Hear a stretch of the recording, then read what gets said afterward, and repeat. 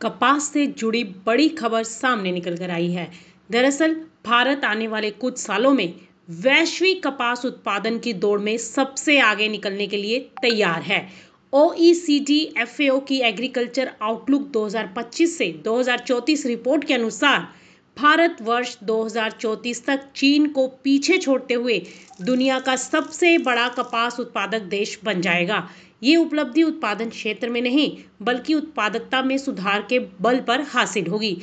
Report के मुताबिक भारत में कपास उत्पादन में 2% वार्षिक बढ़ोतरी का अनुमान है, जबकि वैश्विक औसत 1.3% रहेगा।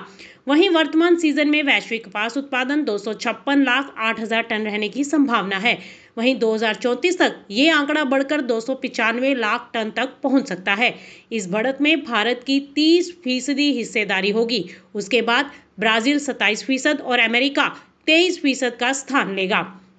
हालांकि भारत अब तक उत्पादकता के मामले में पिछड़ा हुआ रहा है, लेकिन अब इसमें 1.7% वार्षिक सुधार का अनुमान है। भारत की कपास उत्पादकता 0.8 टन प्रति हेक्टेयर के वैश्विक औसत से कम है, जबकि चीन और ब्राजील में यह इससे दोगुनी है। लेकिन रिपोर्ट के अनुसार भारत में अब उत्पादकता बढ़ाने के लिए वैज्ञानिक उपाय किए जा रहे हैं।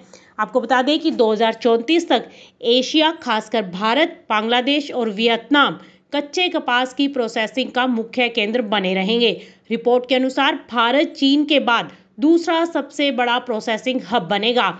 भारतीय टेक्सटाइल उद्योग की मांग के चलते देश में कपास की खपत में 1.3% वार्षिक वृद्धि का अनुमान है। इसके अलावा भारत कपास आधारित वस्त्र और यान के निर्यात में भी अहम भूमिका निभाएगा।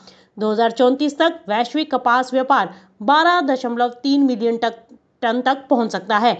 चीन 3 मिलियन टन के साथ सबसे बड़ा आयातक बना रहेगा, जबकि बांग्लादेश और वियतनाम जैसे देशों की आयात मांग तेजी से बढ़ेगी। हालांकि रिपोर्ट ये भी संकेत दे रही है कि सिंथेटिक फाइबर से कंपटीशन और उत्पादकता में बढ़ोतरी के चलते कपास की वास्तविक कीमतों में मामूली गिरावट संभव है। Bureau report, market times TV.